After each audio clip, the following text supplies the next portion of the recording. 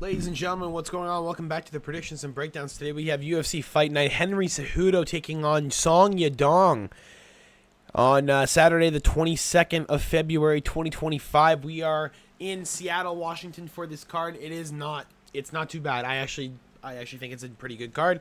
There's a lot of underdogs that I think are actually live this week, and we're going to take a look at the entire card, starting with the prelims, ending with the main event. We're going to get right into it, seeing as there's actually not that many fights on this card, which I'm kind of surprised about. We have on the opening prelim Modestas Bukauskas versus Rafael Sequeira, or Sequeira. I don't really give a shit about his name. He's going to lose. Modestas Bukauskas most likely going to be able to get a knockout. Rafael kind of leaves himself open when he throws leg kicks. He looked really scared against Ibo Aslan. I can see why he's a plus 260. I think he will fare a little bit better against Modestas Bukauskas. Ibo Aslan having a lot, significantly more power than Bukauskas has, but seeing as Bukauskas, made his way out of the UFC after that oblique kick to the side of the knee by Roundtree, he has since made his way back in. Was a part of the three guys that retired Tyson Pedro. Got a good win over Zach Pauga, even though Pauga's kind of trash. We all kind of know he's bad. Got check hooked by Vitor Petrino, which is kind of a bad win in hindsight, seeing as he's lost to Dustin Jacoby and Anthony Smith. He just leaves himself too open. And the Marcin Prachnio fight gets an arm triangle submission after winning a majority of the fight, which, again, good win. I think Rafael might be able to get submitted here. I think his ground game is very questionable. I think Bukauskas likes to take the more reasonable approach when it comes to his fights, and I think I could see him taking Rafael down. But I could also see Modestas getting it done via on the feet. His hands are very quick. It's just he hasn't had a knockout inside of a decent, organization like the UFC since Andreas Michailidis, the guy who, scissor-kneed, Alex Pereira scissor-kneed inside the UFC. I just think Bukauskas is a lot more complete of a fighter than Rafael, and I think Rafael is going to have some problems when we get into clinch situations against the cage. I think when he starts throwing that leg kick, Modestas is going to pick up on it, grab it, and we're going to go for a ride. Next on the prelims, Nurulstin Ruzaboyev versus Eric Mikonico. I don't know much about Mikonico. He hasn't fought a high level of opposition, to be completely fair. I think this is kind of just a feeding to Ruzaboyev. If Ruzaboyev is everything we think he is, he should be able to get this knockout quite early or a submission. Eric should not be able to make it all three rounds. We should probably see a finish inside of the first round very quick, seeing as he's already been knocked out twice in the first round. Let's see, or once in the first round. Let's see it again. Eric just seems like more of a grappling fighter. Seems like he takes wrestling approaches to his fights. He's coming out of the MMA lab. I just don't feel like I know enough about him. I don't know any of the opponents that he's faced. I don't know, like, he hasn't really he's fought in Tough Enough, and I don't really like Tough Enough. I think those organizations are kind of just feeding you cans, to be completely honest. Like Jerome Hatch, 28 and 22. Are you fucking kidding me? Oh, there you go. There you go. That's good. 7 in a row. Whatever. We're taking Ruzaboyev by finish early on. We're going to move on next in the prelims. Austin Vanderford versus Nikolay Veretennikov. I think Veretennikov was, Danny Barlow. That split decision was close, man. Danny Barlow's a fucking nasty fighter, too. And the fact that he went to a split decision with Nikolay is a big a testament to how fucking good this guy is. This guy's crazy good. Austin Vanderford, he's kind of a tank. Dude's kind of a tank. He can eat some shots. He's been knocked out twice. Aaron Jeffrey, Gayer Masasi. We all know Masasi being in the UFC years and years ago. I'm not really too sure how to feel about it. He is one of the guys that beat Fabian Edwards, which is a big win, for your record. But it kind of seems like Nicolay's just kind of starch over him. He's just bigger. He's got more experience in these types of situations, and I think he's just going to storm the gates and just maul Vanderford, who just doesn't have anything for him. This guy's already been knocked out twice in the first round recently. He was able to beat Victor Romero, who's just absolutely fucking terrible, and who either knocks out in the first round or gets knocked out. So I'm going to take Nikolay on this. I think it's going to be an early fight. I think under 1.5 rounds is probably your best bet if you're on the betting side. But I think Nikolay Veretennikov gets it done. Next on the prelims, we have Ricky Simon against Javid Basharat. After the Ayman Zahabi fight, I'm a little bit worried for Javid with the takedown side of things. Ricky Simon's very, very decent on the ground. And I think when it really comes down to it, if Basharat has problems gassing out and Simon just takes him to the ground and just kind of waltzes to a decision like he usually does, excuse me, I could see him definitely getting a victory out here as a plus 230 underdog.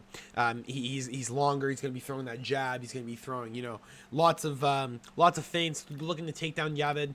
And I think he's going to be able to do it, to be completely honest. I think he's going to be able to overwhelm Basharat. I think Ayman Zahabi did a very, very good job at that. I think he displayed the game plan perfectly.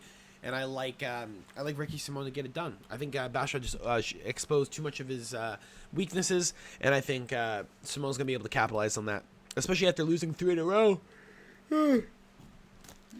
Jesus. Excuse me, especially after losing 3 in a row. I can't see a way where Ricky doesn't come out of this on top. Next on the prelims, Nick Klein versus Mansour Abdul Malik. I have to go with Mansour Abdul Malik, bro. The Dusko Tudorovic fight, that was kind of fucking ridiculous, dude. I didn't think he was that good. I really didn't. He torched Tudorovic. He torched Wes Schultz in the second round. He showed that he has decent grappling. He can hang with the boys. He can gas guys out. Nick Klein, man, he looked okay inside the Contender Series. Nothing special. I think he loses this fight. I don't think the grappling's any problem for Mansour, and I think Nick Klein has a big fucking problem when it comes to the striking. I think Mansour is just going to overwhelm him really, really quick. What the fuck? I keep yawning. This is crazy. Dude, I did just work all day. It's fine. Whatever. Anyway, Mansour Abdul Malik. Going to overwhelm him. Overwhelming boxing. It's really slick to watch. I really enjoy it. Yeah, Malik's getting a knockout very early. Andre Fili versus Miqueziel Costa. We're going Andre Fili. Probably by knockout. Costa has been clipped too many times by guys. He just kind of leaving himself in the open. And when it comes to Fili, if he touches you, you're kind of done. So I like Fili here. I think he lost the fight against Cub Swanson. I think the Dan Ige fight kind of showed that he is a little bit open to overhand. I think Costa's good, though, man. Like, he is good. It's just the Nerd and Becky submission's impressive, too.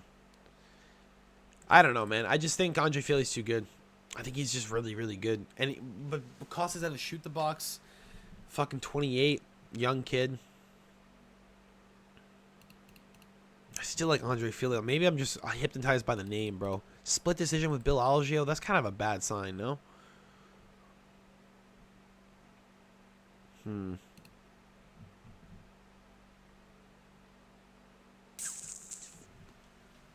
I going to flip? I might flip.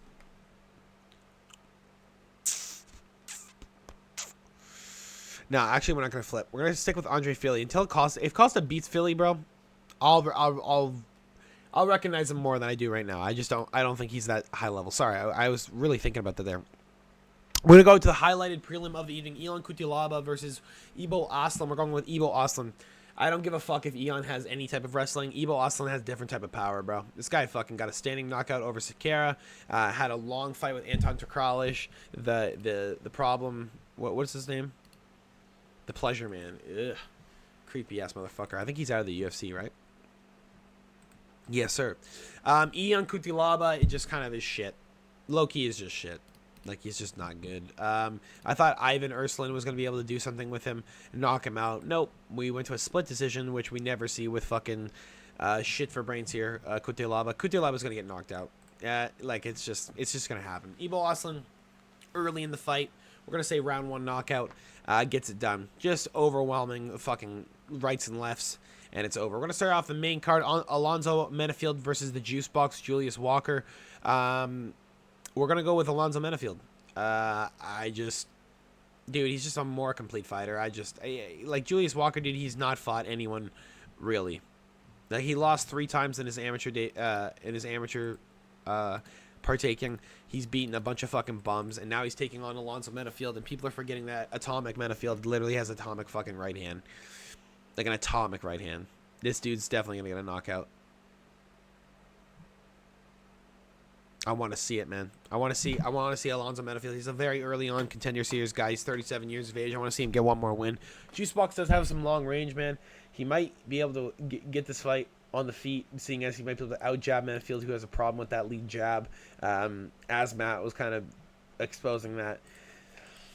I don't know, man. I don't know much about Julius Walker, so we got to take my boy Alonzo Menifield. Next on the main card, Jean Silva versus Melzik Bagdasaryan. Melzik Bagdasaryan, Jesus Christ. Jean Silva by knockout. Yeah, it's just, he's a part of the fighting nerds. What can I say? Jean Silva by knockout. At least round 2. Round 2, maybe round 3, but I'm going to say round 2. Malik, I don't give a fuck what your name is. You're getting out cold. Jean Silva is the next big thing I fucking... Wait. Oh, right, because he fought right after, right? Yeah, never mind. Sorry, I forgot. He fought at 155 earlier because of he fought once, like, a week apart, right? Yeah. 2 weeks apart. Anyway, yeah, Bagdasaryan's going out cold. Next on the main card, Rob Font versus Jean Matsumoto. Rob Font's a more complete fighter, in my opinion. Jean Matsumoto kind of got exposed by Brad Katona. Gave up a round to an old Brad Katona who's kind of a decision fighter, kind of a gatekeeper. Shouldn't really be in the conversation for anything big at 135. And yet he still gave up a round to him. John looks a little bit lost. He looks a little bit gassed inside the late stages of the fight. Matsumoto, a lot of questions not being answered. Rob Font just beat Kyler Phillips, who's arguably fucking better than John. I'm not going to lie. Arguably, he could be better than John Matsumoto. I'm not going to lie. Rob Font, I think he's going to put overwhelming pressure on John. I think John's going to fucking fall apart very early. I think Matsumoto might win round 1.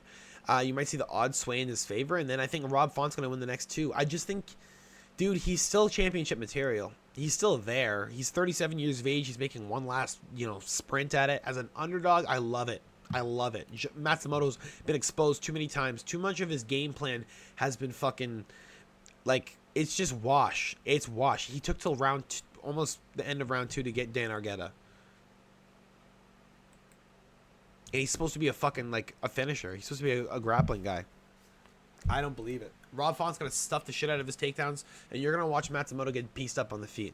I got Rob Font via decision. Brendan Allen, on the co-main event of the evening. If you guys enjoy this, make sure to drop a like, subscribe if you haven't already. Brendan Allen against Fluffy Anthony Hernandez. We're going with Fluffy. Fluffy's probably going to finish him.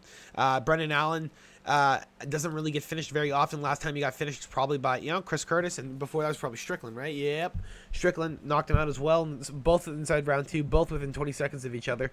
I think Fluffy can get him in the submission. I think Brendan Allen's good on the ground, but I think Fluffy's a little bit too sneaky with it. He kind of sneaks his arms in really, really well. He gets guys who don't normally get submitted. He was able to get Roman Kopylov, which is really impressive. Was able to get Michel Pereira with ground and pound. He was able to get Michel Pereira was gassed out of that first round. He was able to submit or knock out Edmund Shabazi inside the late stages of the fight after Edmund gassed.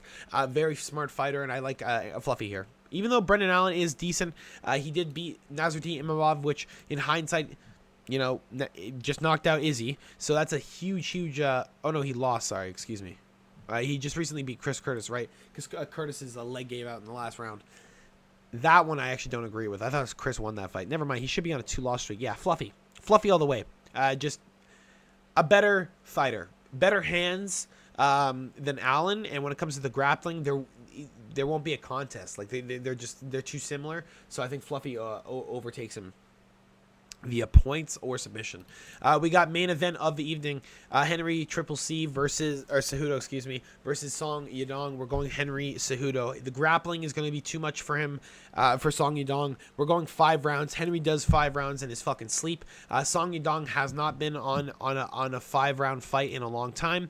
Actually, he did against Chris Gutierrez. You know what? Eat shit. And Ricky Simone. I don't care. You know what? Was this one too? Oh my god, he's been on a lot of them. Never mind. I'm talking out of my ass, aren't I? I think I'm talking out of my ass. He's had 3. Listen, Henry Cejudo, Olympic champ, double champ in the UFC. Took terrible time off. Should not have ever left the UFC. Should have kept fighting. I think Henry Cejudo wins this fight. I think he's got longer reach than Song, and he's 4 inches under. That's fucking ridiculous. I think Cejudo's just gonna chain wrestle the shit out of this guy. If he can basically get a win over Sterling, and he can, well, I say basically, it's pretty close. That fight was really, really close. And then he gets a 1 round off of Marab, which is the first round, I'm pretty sure. I think he can get it done, man. Like, realistically, I think he can pressure Song Yadong too much.